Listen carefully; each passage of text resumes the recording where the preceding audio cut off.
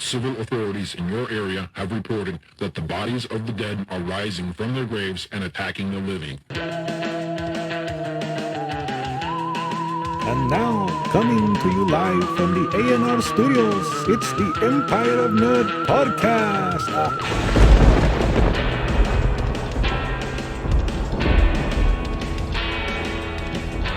And now here's your host, the PokéTrooper, blah, blah.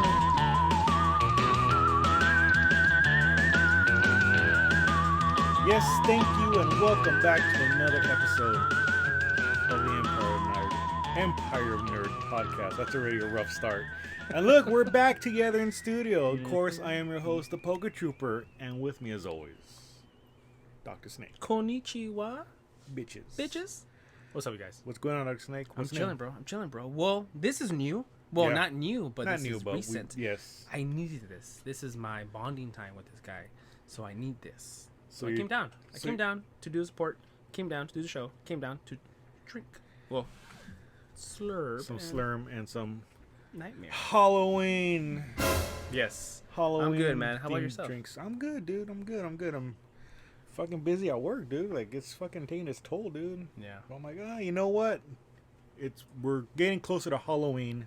Yes. So today's episode is actually not gonna be scary themed because I ran out of ideas. But we're gonna give you a cool double dose. 2 reviews.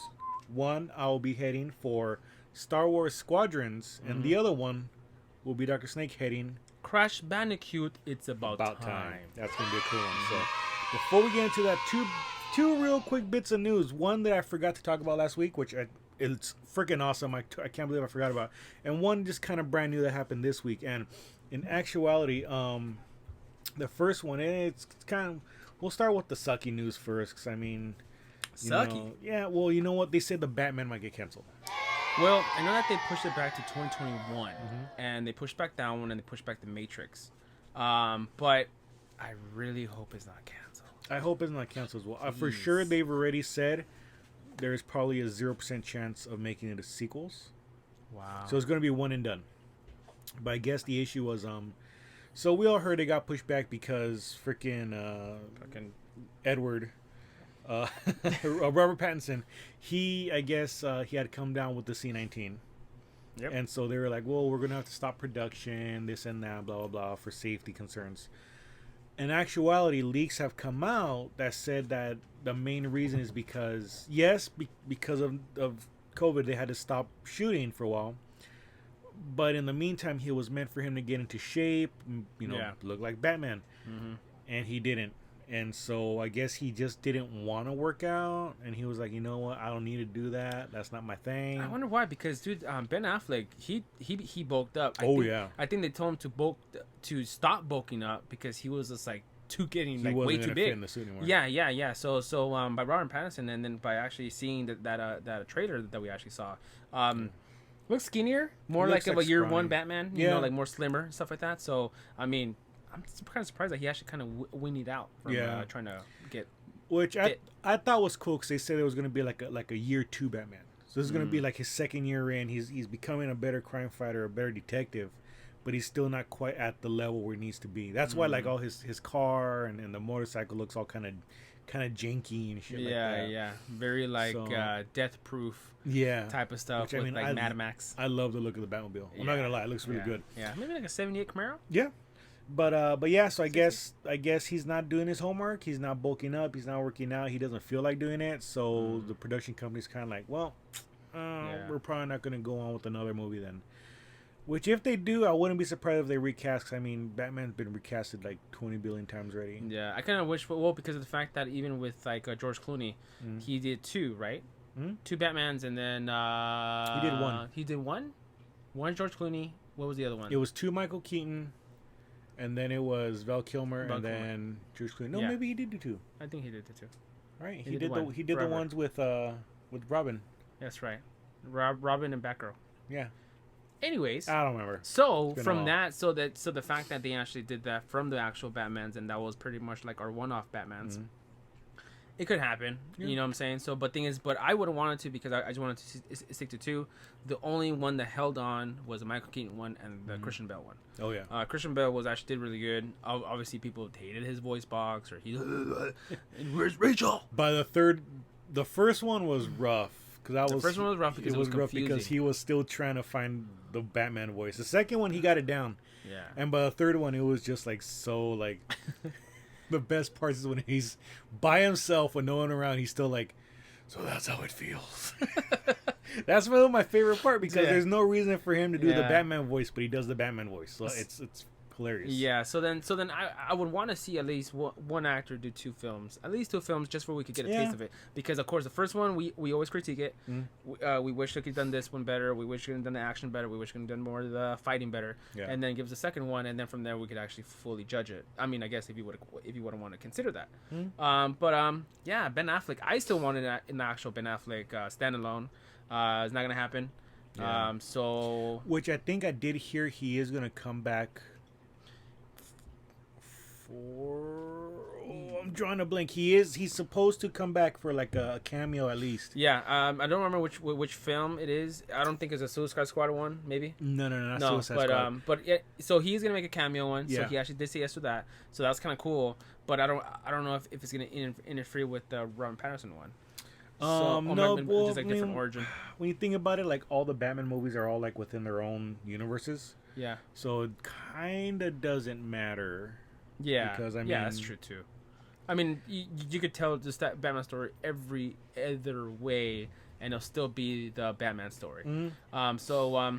Man, sucky. I really hope they actually do at least two more, like one more with Robert. Yeah, so they did say like don't be surprised if you're watching the movie and then you notice Batman kind of like gets really scrawny between scenes. So it's like that's gonna be hard. You know, which it is hard, especially right now that everybody's been locked down and whatnot. It's like, you know what, can't just go to the gym. You know, it's hard. Yeah, you can probably go for a run around your block, but you can't really do much. They can pretty much afford like their physical fitness trainer and stuff like that. You know, so on top of the fact that the studio was like putting him up in like a room, they put him up in an apartment. Like you can get a fucking Bowflex. Yeah, dude. Put it on your door and just good enough for Chuck Norris. Why the hell not? Oh, those are cool commercials, man. Bowflex, like, I was waiting for that shit to explode. It was a Bowflex commercials late night and the Girls Gone Wild commercials at 2 a.m. Yeah, I remember that. Bowflex, and then you had those, and we all know how those go. Mm-hmm. Yeah, woo! And then $10.95. I had muscles, but it wasn't from Bowflex. Good God. Late night commercials. Anyways, go to sleep, kids. Let's move it on. Don't see that shit. So, the other bit of news I had, which I'm actually super excited for, there's actually going to be a brand new documentary, and as far as I know, I haven't seen any like. It's going to be on Netflix or Hulu. I haven't seen any of that. All I've seen is that it's going to be on demand, so maybe that cable, whatever. Yeah. Available as of November 17th. First and foremost, it's going to be called The Orange Years. If you had to guess what that would be, the Orange Years, kind of. The Orange Years? Not the Origin Years? No, Orange. O-R-A-N-G-E. Like the color orange. Like orange. I can only think about the orange box for what was it? But Portal 1 and... Oh, shit, I forgot about that. That was a good game. That was a good games. 3-game-in-1. Those are Half-Life good 2, Orange, and Team Fortress. Yep. Actually, okay, going back to your question, no. I have no idea what that means. So the Orange Years is going to be... It's really cool. It's going to be a documentary all about the late 80s up to mid-90s era of Nickelodeon. So that's pretty cool because we're not only just going to do like a documentary, like look back at like, you know, all the shows and stuff. Mm-hmm. They're actually going to get back all the actors. They're going to bring them a bunch of actors in to do interviews. I'm trying to think of the movie. Do like that. Like, I mean, wow. Think about like your favorite actors from like, you know, my favorite was always Legends of the Hidden Temple.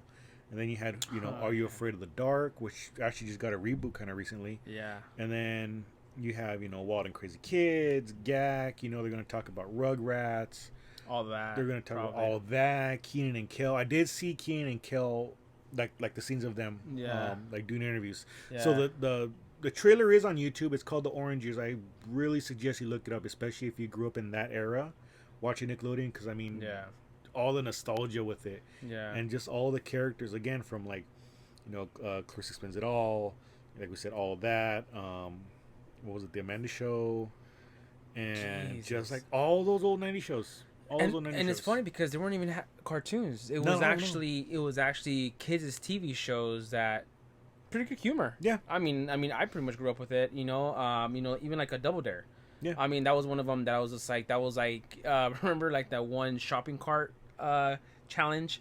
It was like an old school one, man. and then so you team up as like couples, and you go through like through the shopping market or like the supermarket, and they try to say, oh, hey, well, collect peas, and then the first one, and they get all the peas. Okay, we'll get like 2 pounds of apples. Wow. Remember that? I don't remember that. So, at all. so that was our type of TV show that was actually consistent and doing challenges and doing all these achievements. And yeah, dude, like the Hidden Tempo one was so dope. That was my favorite one. So dope because I actually remember that. And then so that's why it's really, really cool when you actually do, and whoever actually has gone to a San Diego Comic-Con, they actually not revamp, but they actually model size the actual stuff. That's cool. So like last time they did like a SpongeBob's house, they actually had the head of like the Hidden Temple there. That's cool. And stuff like that. So like it's really, really, really cool that Nickelodeon still attends, still pushes through, and actually shows the love of dude is from our age to like a little kids, and showing all that stuff. So it's pretty cool that they're doing that.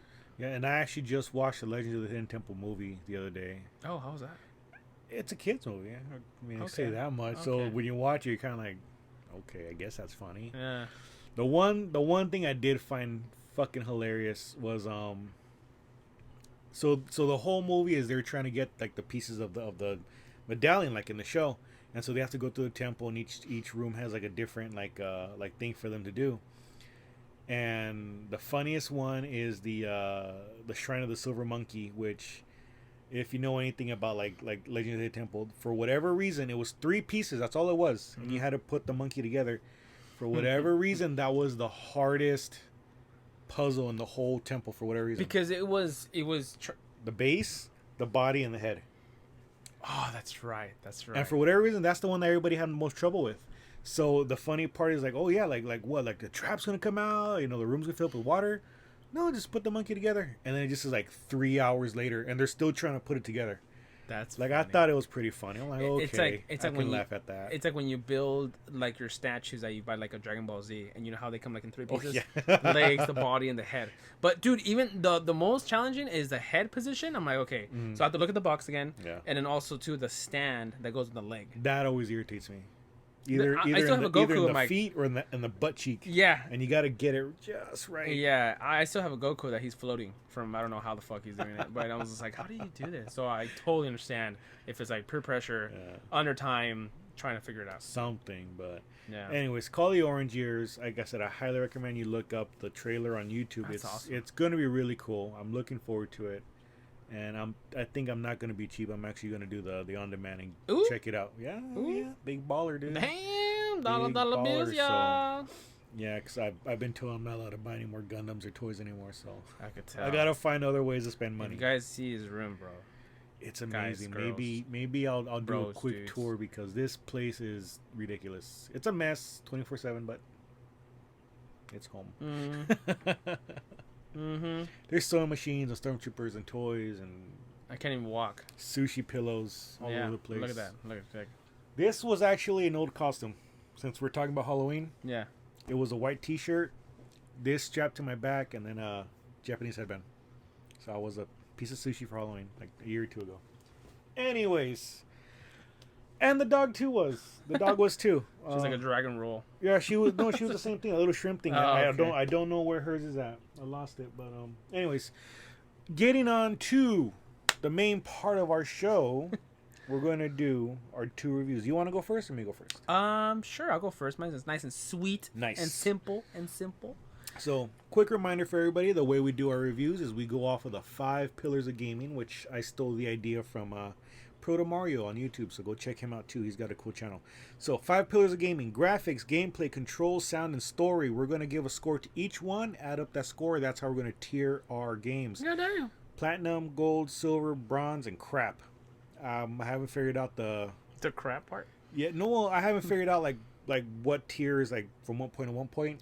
Just kind of like whatever sounds good. Yeah. And then we're going to give an overall score of 1 through 5, and then that's our review. So, Cool. first things first. So, you will be doing Crash Bandicoot. It's about time. It's about time. So, again, you couldn't choose a better title for a game. Dude, yeah. But, so first one, graphics. Amazing. Pretty much. I'm trying to think of a game recently that you look at the graphics though, but I know that they actually revamped the collector's edition that comes with all three. It comes with the first 3 Crash Bandicoot, so it actually looks better than that. Graphics, it looks amazing. They redesigned Crash, but nothing like a Sonic Oh, God. revamp. Yeah. Or I mean like a reboot. Jeez. Graphics is fine. Colors are great. Obviously the voice actors are most likely different. But everything else, amazing. Colorful.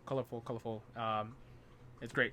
Yeah. Cool. It's just So a 5. All right. Damn. A 5. The bat, 5. Because the thing is, when it comes from a cartoon and to like say Ghost of Tsushima, you appreciate both. You appreciate both worlds because you can see every color, every shadow, everything, every fucking color palette, and it's good and it flows, and it's not like neon like a Trolls movie. Yeah. You know, like you're like looking at the screen, you're like, what the hell is all this? So you don't lose yourself in that. Like, what was that game on like Knack? I just feel like that was just a jumble of colors and graphics and shit. So okay, so 5. So moving on to the next one, gameplay.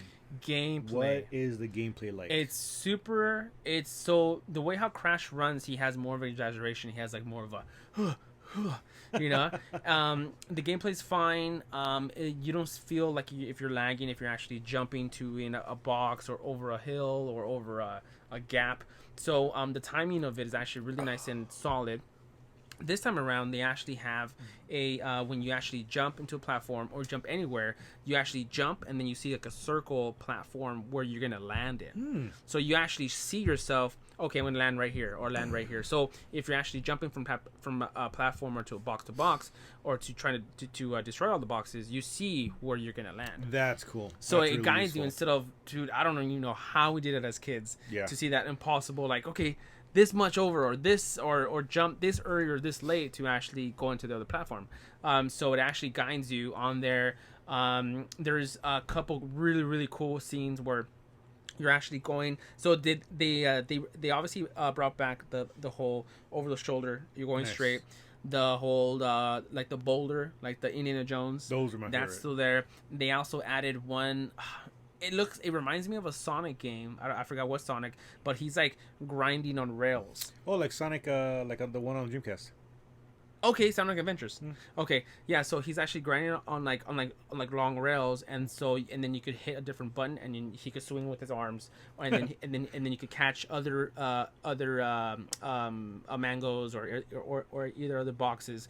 So it's really cool. Like, and then also too. There's actually different masks that actually let you do different abilities. So this obviously is a traditional one. The one if you get hit, then it's more and then there's the other tiki ones that are different, and it's like gravity. So it's actually one. It's just like a one you could if you hit the switch, it does. You could disappear some boxes, and if you hit it again, the other boxes appear. So you have to, like, say for example, this one's blank and this one's open, so you have to time it and then do this. Oh shit! That's so cool. There's that one. I know that there is one like a purple one. It's just like a continuous, like a floating, like a voo, and he just kind of just like spins, and you kind of that it's like a double jump, but like a slow double jump. Yeah. So they really engineered something that was so simple to make it more simple but more options. Nice. It's super cool. It's super dope. So nice. So what would you give gameplay? I'll give it a 5. Damn. All right. It's so dope. It's just it's smart, and I'm telling you, it's just they made it so. Yeah, it's just like something so simple that actually like I mean I wouldn't have not thought of actually making it more more detail for something that easy. Damn. So it's pretty cool. Pretty cool. Nice. Next up, controls. How does it feel when you play it? Feels good. Like how I said before, it didn't feel too laggy-ish. Like if you actually do jump, it actually reacts in that second. Or that minute actually, so it doesn't feel heavy like when you're fighting like on Tekken or Street Fighter when you actually pick like a heavy character, or even like a Ryu to Zangief. It doesn't you wouldn't feel the difference. on the actual Crash Bandicoot, but on those games you do. Feels good, honestly. It feels like an original one, maybe just a little bit more flowy because like the way how he's running, so you have to kind of get used to it on your timing. But nothing to complain about. To be like, okay, this is completely stupid. I hate how he does this or does that. It's actually pretty good. Damn. Okay. So score. That one I'll give it a 4. Oh, okay. I'll give it a 4 because I think they could tighten up just a little bit. But I think I'm just being picky on the gameplay a little bit. Right. Okay. Yeah. Well, I mean, we've been playing these games forever, so I mean, yeah. You know, the controls are pretty tight in the originals. I mean, even in the remake. I heard that they actually timed it differently on the remake. A little bit, but it felt a little more natural. Yeah. It almost felt a little bit like a Mario game. Which surprisingly, there's actually science to it. They found that games where the character jumps and has the same hang time as Mario actually do better. Wow. Yeah, it's really funny. Somehow they polled a bunch of people and they're like, yeah, I like the way this guy jumps. That's funny. But moving on to sound, how does it sound? Sound is good. Sounds like a straight up cartoon. Okay. It's just there's enough bass, there's enough yelling, there's enough to actually feel of a different character as it's speaking when it's going warped and all that stuff. He doesn't talk. So he reminds me of like the coyote and like the Roadrunner. Oh yeah. So then they talk for him and he reacts to it and then he's just like like, well, actually I don't know if he actually hums or not, but I feel like he just hums. Having the time. So it's like a Tom and Jerry. Oh. So I don't even think he actually has a voice just on the commercials. Like when he yells and shit. Yeah, just like the guy with the suit and like with like the microphone. Oh my god! You know? I missed those. Dude, that would have been so perfect if they would have remade a commercial like that for this game. I think they did. Did they? I think they did. I gotta look it up. I think they did. Yeah. I gotta look it up. That's pretty cool. So the sound is good. The sound I almost didn't really pay attention to it too much. It didn't bother me to be like, why is this? I honestly think that it was no Call of Duty for sure. I mean, well, besides the actual gameplay and like the actual fight on Call of Duty, it's so crisp on that game that I probably didn't feel it too much on Crash. But the game, but the sound wasn't like anything that it would be like bothered you or anything like that. So I'll give it 4. Okay. 4 on sound. Solid 4. Last but not least, story. Story. How's the story? It's good. It reminded me of Hercules. When the Disney film. Okay. So you know how he actually that meant like Hercules and Xena. Why would you? I bring up Xena more than Hercules, but because I remember more of Xena. Anyways, Kevin Sorbo, dude. Damn, that was Kevin Sorbo. Huh? Yeah. What was it? Dude, I just seen him in something. I can't remember. Anyways, continue. Anyway, okay, so we're getting sidetracked. So you know how in the Disney one Hercules, how Zeus has how he captured the creatures, right? Like the lava one, the tornado one, the Titans. There you go. And then wow, I'm drawing a blank. Blue guy. Hades. So how he wants to pretty much release them out again is almost the exact same thing as Crash. So so they have like the major bosses, like they're stuck in some dimension, and then the Tiki one, I think the bad guy one, I forgot his name. Uka. Yeah. No, Aku. Uka is this guy. Okay. Yeah. Right. So Let me see, where's the pop at? So the other one, is there a pop of that? Yeah. This is what this is. No, but I thought the Uka one. The bad guy not one. The other one. Oh, okay. I was gonna say that. I wish. Yeah. I can't. I think this is this is Aku. Yes, I think so. I can't recall. I can't read the thing. I think the name was actually blocking. Yeah. But anyways, so watch the fan. He's actually lovely assistant's climbing something, and she's gonna hit her head on the fan. Yeah, this is gonna be hilarious. You might hear the clunk clunk clunk clunk clunk clunk clunk. Anyways, so Aku or Uka. Aku. Okay. Uka's the bad guy. Okay. We confirmed, guys. Thank you, lovely assistant. So that dude actually he helps them kind of go out of their warp, almost like a Thanos. Like they actually go into warp. They're stuck there, and they're actually trying to open up like a barrier to actually go through. So it's almost like that, and then obviously they get released, and then it totally reminded me of Hercules. So after that, yeah. So he's, I forgot the main bad guy's name though, but he actually he's trying to take over the world again. So wasn't it like Dr. Cortex? Dr. Cortex is there, but he's like a sidekick now. Like I can't recognize the other guy. He's taller. He kind of looks like blue one. He kind of looks like the bad guy from Aladdin. I think isn't that one like Engine? I don't like remember. Engine.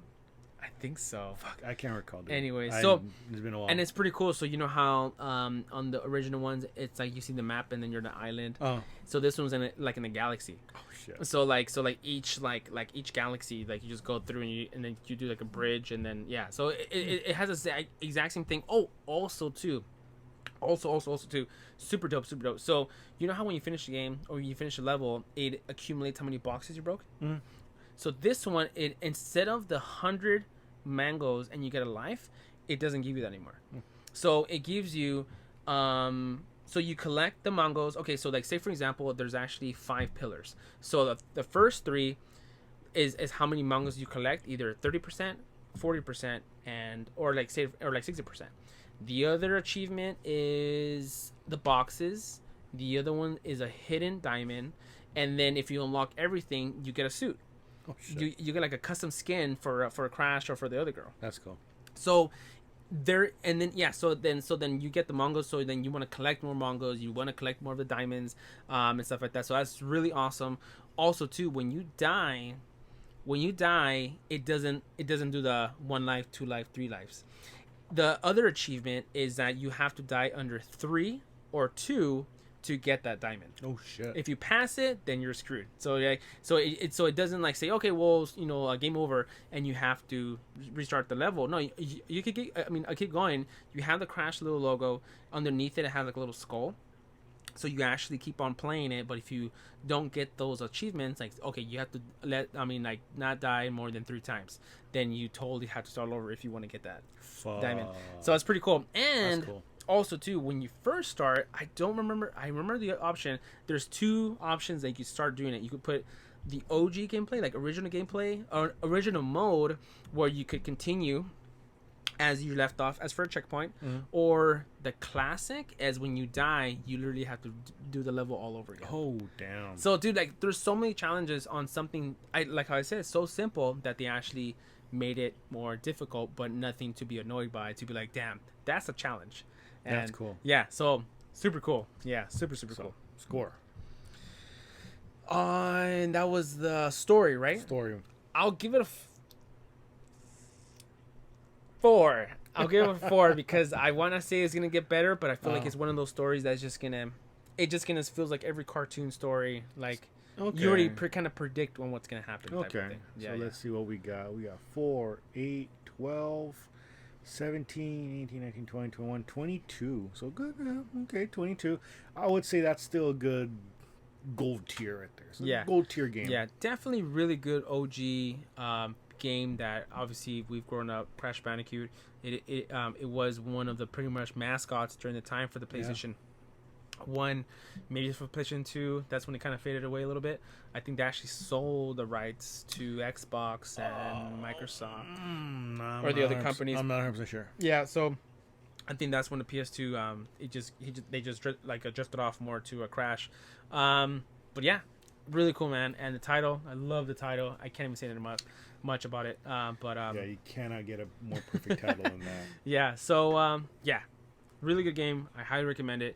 Definitely show your kids. Your mom. She might remember. My mom would love that game. Yeah. She remember that shit. She's like, oh, El Monito. Yeah, she liked Crash. Yeah, I remember she liked Crash. She liked watching it play. So, yeah, so. Overall score from 1 to 5 mangos. 1 to 5 mangos. 4.5 mangos. 4.5. Oh, okay, cool. So there it is, mangos. guys. Gold tier, 4.5 mangos. And that's going to be the score for Crash Bandicoot 4. It's about time. Yes. Excuse me. Moving on. Moving on. My turn next, and we're going to be reviewing Star Wars Squadrons. So, same everything. Let's get this show on the road. So, first and foremost, graphics off the bat 5. There's like no ifs, ands, or buts about it. Game looks fantastic. I mean, the whole game is in first person mode. Mm-hmm. First person view. So I mean, the whole time you're just looking at the cockpit and you see all the different buttons, things like that. Super clean. Everything is like nice and sharp. You don't get any like graphic bleed where you're like, what the hell is that, or what the hell is my this at that, or whatever. Mm-hmm. Looks great. The cockpits of all the different ships look amazing because each one is different. and on top of that, you can actually like decorate them in a sense. Okay. So you can have like a you can have like a hologram going and like the little bobblehead, and Oh, then that's you can have cool. like dice or some shit hanging. That's So you cool. can really make it look cool. And then on top of that, like you have like different options for like the ships where you can like put like on the TIE fighters put like blue stripes or red stripes, or maybe even put like different paint schemes and shit like that. And like I said, each ship has its own cockpit design, and if you double click the right button, which is your steering, if you double click the right button, you can actually go into like this free look mode and look around the cockpit. What? Yeah, it's pretty cool. And there's That's cool. so like the Rebel Alliance has like the U-wing. You can look all the way back and see like the whole back of the ship behind you. It's really cool. That's cool. So graphics easily, that's a 5. I mean, game looks That's amazing. amazing. So does it look like the other game? I forgot, not the scroll. No, the one, it was like the Battlefield one. Oh, Battlefront. Battlefront. There you go. Bah. I was getting confused. Battlefield. Does it graphically? Does it look like that, or maybe a little bit? No, it looks a little better. A lot of it is like very space-based missions, and I mean, so the backgrounds are kind of whatever because it's a lot of just fields of stars. But then you have things like I believe there's like 2 or 3 maps, especially when you get to like multiplayer, where it's just like a space junk, like it's just like one will be full of like one is for like asteroids and one is like I think like a destroyed Star Destroyer. And I mean like it's nothing fancy, but you can tell what it is. And especially like once you start getting close to like the capital ships, or like the big Star Destroyers and shit, all the detail on those ships look amazing. And I mean you can tell like they put enough detail and you can be like, oh shit, that's a turret, that's a window, and you can just feel the size of the ship. That's cool. And one of my favorite things about it is so like one of the things that used to irritate me about like Battlefront was like people would go during those space battles on Battlefront, people would just go real slow and just kind of like blast at the fucking thrusters to knock them out. On this game, if you get too close to the thrusters on the ships, that shit'll burn you up. Your whole screen cool. turns red and it just goes and the ship will blow up. Oh, that's cool. It's pretty badass. And so That's pretty cool. like I said, it's pretty cool. Like I mean, the other cool thing I like is when you're flying towards the bigger ships is the shield. Like you can actually see like the actual, you can see like this really like light like layer, and that's the shield, and your ship can actually go through it. So if you fire like missiles or lasers or whatever at it, it's just gonna kind of bounce off. But your ship can go through. You actually feel like a little like zzz, like a little rumble as you like pass the shield. It's pretty cool. Pretty cool. So yeah, definitely 5. Gameplay. I'll give it a 4. Okay. It's pretty bare bones. I mean, it's fun, but it's like you're just piloting a thing. It's kind of like if you get like a flight simulator. If you were to play a flight simulator, it's kind of like, well, you have the different ways you can pilot the ships and all that, or the planes, but like in the end, it's all the same thing. Speaking of Flight Simulator, there is a Flight Simulator game for the PS4. That thing got a 10 out of 10. Yeah, that's. Yeah, so if you guys want to learn how Apparently, to play, if you play, you can fly a plane. be like Harrison Ford and crash. he did crash in our almost in our backyard over here on a golf course. Sorry, but yeah, Flight Simulators. I guess that one got a. But if they did it like that, then I wouldn't want to see a higher score than that. Yeah. Anyways. Like I said, gameplay it's alright. It's like I said, it's very much the exact same thing. Jump in your ship, shoot down the enemies, and then here comes the capital ship. Let's knock it down.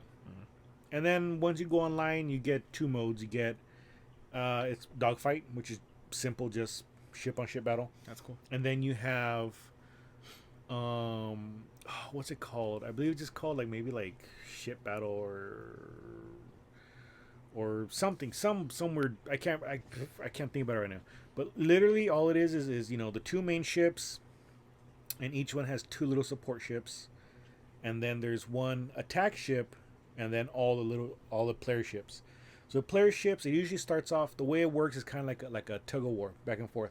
So you have to like the main part of it is start knocking out enemy ships, and so you're just kind of flying around in circles, trying to shoot down the enemy ships, and then the attack ships roll in, so each side gets 1 at a time.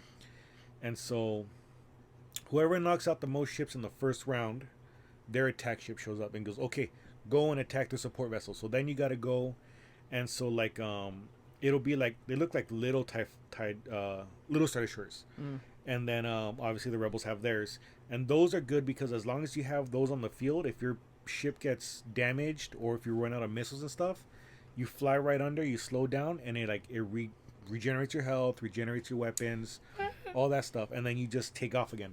It's almost like NASCAR. A little bit. Yeah. A little bit. So as long as those ships are on the field, you don't have to really worry about like, too much damage or running out of weapons or whatever. So once you do the whole like, okay, let's attack the ships, then it's kind of like, okay, you're pushing your way forward. Now we have to take out the support ships. So then, like I said, there's 2 on each side. So now you have to go and take out those 2 ships.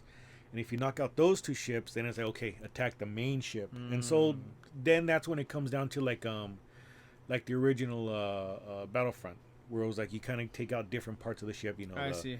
The engines, the shields, the targeting systems, things like that. And so if you do enough damage to the enemy's capital ship blows up, you win the round. So it goes back and forth a lot like that, because once you take out the support ships, the mechanism that kind of forces it back and forth is the attacking ship. So like I said, it has a little Corvette, that comes in and flies in, starts blasting things. If you destroy that, like if you're being attacked, you destroy that, it automatically gets pushed to, okay, let's go attack their capital ship. And then your Corvette comes out, flies in, starts attacking their capital ship. They blow up your capital ship, or if they blow up your Corvette, then it gets pushed back. So once you get to a certain point, it's just a constant back and forth of like the extremes of like, okay, that's capital cool. capital ship. So it's cool in the sense that like sometimes the matches won't drag on. Like it'll kind of get done kind of quick, but sometimes it's kind of like, okay, it gets really tedious. Because then like if you get pushed onto your side, then here comes their Corvette. I mean, you can knock it out really easy with just 2 players. 2 players can knock it out real quick, and then it just pushes it back to their side. So it is tedious a little bit. So for gameplay, honestly, it's a 4.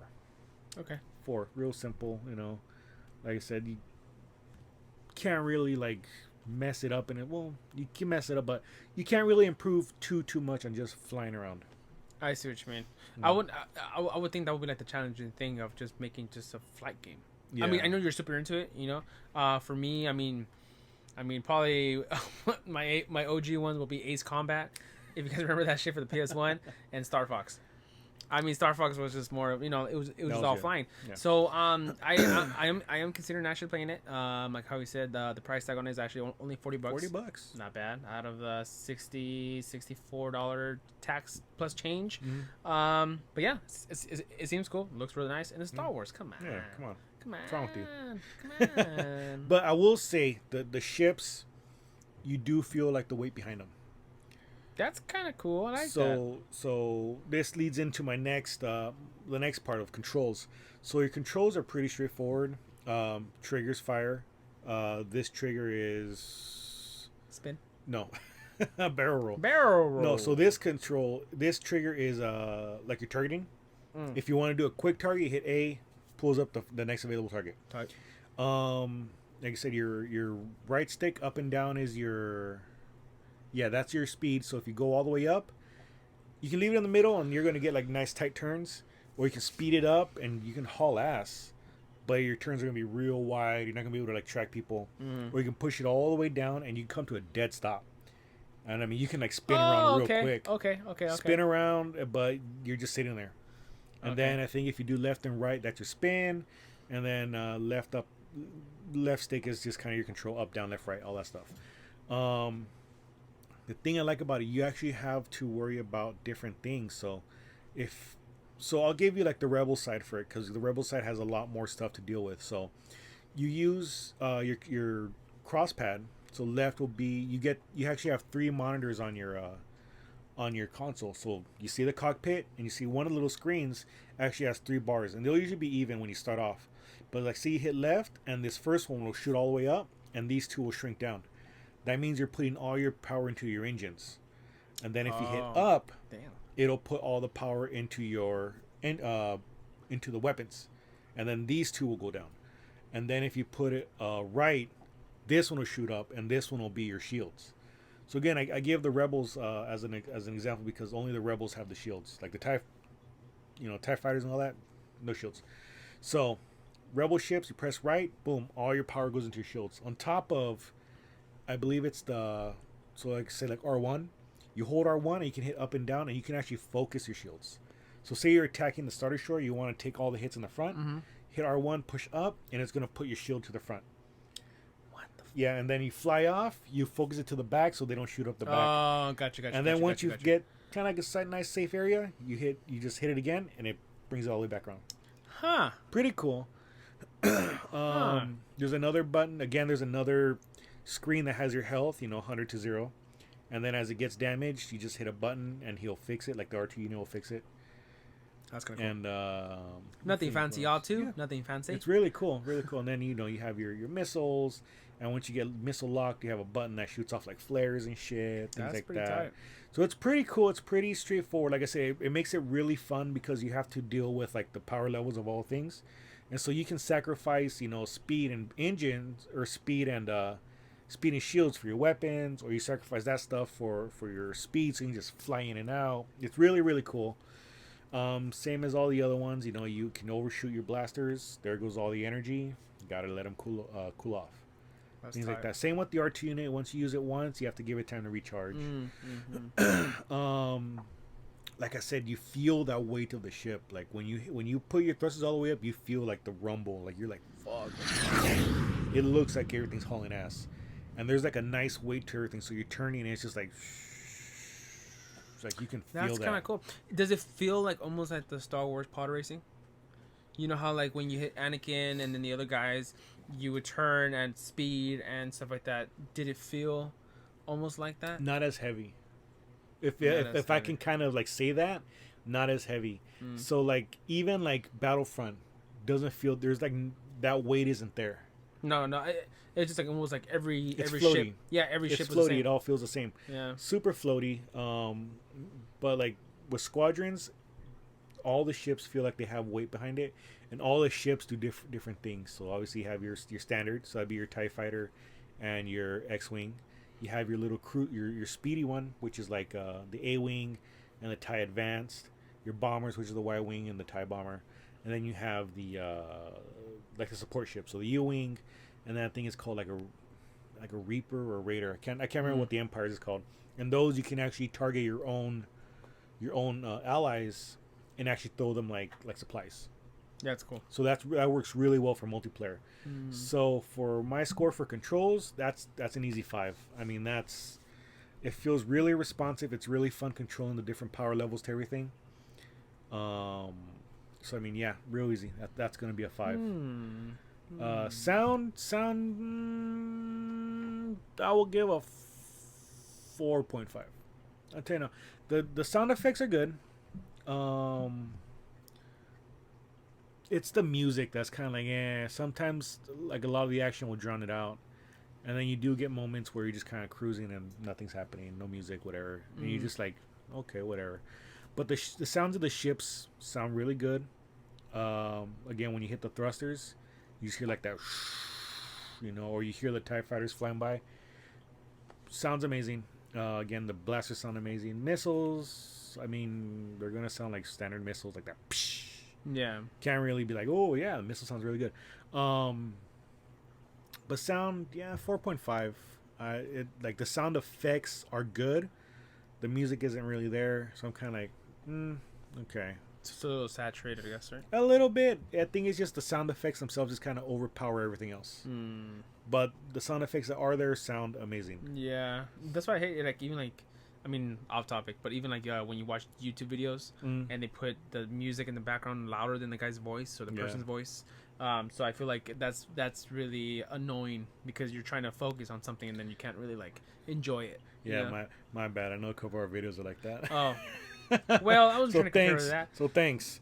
But anyways, moving on to the last one. Story is okay. I'm not gonna. I figured. I mean, I'm not gonna write home. How much can you talk about Star Wars? It's cool because it's prologue. The prologue's cool. It's set, I believe, a year after. No, it's set right after the events of when they blow up Alderaan. Oh, So okay. the opening mission you're actually playing. You actually start off playing as the Empire. So you jump back and forth between Empire and Rebels during the story mode, and so you start off playing as the Empire, and you're playing as like this like really fanatical Imperial pilot, and it's cool because like your created characters are they're fairly simple, but like you give them voices, and like throughout the whole game, it's not just like, okay, pilot ready, and then like that's it. Like they're constantly talking back and forth with each other during the battles. You can double tap. I think like I was playing on Xbox, so you double tap on Y, and they'll say like, oh, attack my target or defend my target, and you hear all the other voices come in. Oh, Roger, coming in or whatever. So it's really cool. So you give your character a voice, and your character will react to what's going around. So almost like Band of Brothers, like where you kind of like tell them where to go, and then they all like react or Yes. say, attack here. Oh, got it. And So then you it's kinda hear so them. it's fairly simple. Like I said, you target, you tap Y or triangle, and your character will call out, "Oh, attack my target, defend my target." Anybody else within the area, once they hear that, they can double tap theirs, and it'll target that same target, and they'll okay. respond with, "Oh, on my way, attacking target, whatever." Yeah. So real simple, just one or two taps. Real simple. Tight. That's what I like about it. But yeah. So like I said, it takes place right after the attack on Alderaan. There's some really good voice acting with the people that stand in for the main characters. Like the girl that plays Leia sounds like Carrie Fisher. Really? She sounds like a lot like her. That's pretty cool. I will say the guy they did for the voice of Vader, they did not do a good job. Does not sound like Vader whatsoever. Now I'm saying like doesn't sound like James Earl Jones. It doesn't sound like Vader. Like the effects they put on the guy's voice, I do not like the sound of. That's kind of sad. Yeah, so I think I kind of want to ding the sound portion for that a little more, just because Darth Vader does not sound Darth Vader, and if he doesn't sound like Darth Vader, you don't have Star Wars. No. Kind of like It's something like, how can you fuck that up? I guess. Yeah, it's weird. I Like have you to hear have that. you have like the ways you do the voice. Like Yeah. How can you fuck that up? it's like, okay, we're just gonna add this filter and this filter. That's all you need, and somehow they still jack it up. Like even in the 501st, the guys that do Vader, they have a voice box, and the voice box doesn't matter what your voice sounds like. You can get a good Vader voice out of the voice box. So it's like, I don't know how they fucked it up, but they did. But again, story wise, Give it to me. that's the prologue.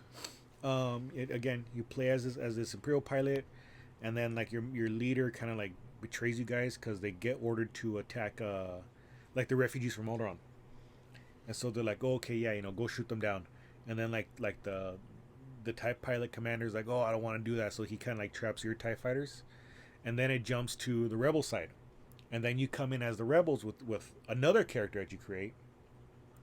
And you come in and you help them out, save them, blah blah blah, and you guys fly away. And then it jumps ahead 3 years, and so now it's kind of like after Return of the Jedi, and so it's kind of like in that weird transition era. Excuse me. Yeah, it's within that. It's within like that weird little transition era between Return of the Jedi and then the new sequel. Like sequel movie, so kind of like in like 67? kind of like that Mando era.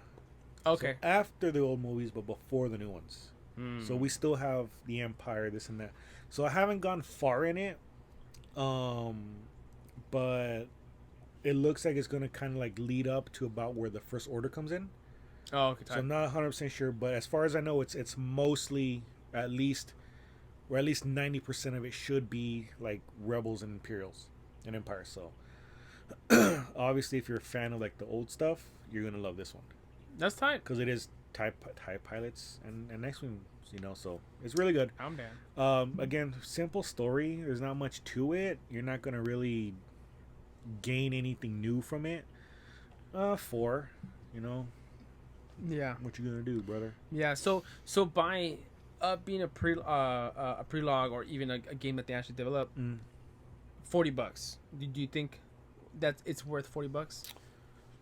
I mean, would you have paid still? Like if it was actually a 60? Yeah, I would not have paid 60 for it. I would not have paid 60 for it. 40 is a good price, But obviously, come Black Friday, $20 will be better. If you can pick it up for that price, 100% buy it. $40, like if it's payday and you don't have fucking bills to pay, there you go. Boom, $40 you can easily spend. But if you can hold off to the holiday season and it comes out cheaper, ain't no thing. Which even is better. a great way to cop games, guys. Yeah. I mean, if you guys haven't really done Black Friday, I know some people don't even do it at all. But dude, controllers, consoles, Everything. Bundles, Xbox Live, PlayStation Plus. Dude, you have so many discounts for such. I think I just picked up a year for $30 for the PlayStation Plus. Yeah. I think I paid $40 at GameStop. There you go. And then I think usually retail is almost like a video game. Like I think it's $59.99 for. It's going up to $65, I believe. So a lot. Anyways, yes, cop. If you could save your lunch money, totally Black Friday. Little by little.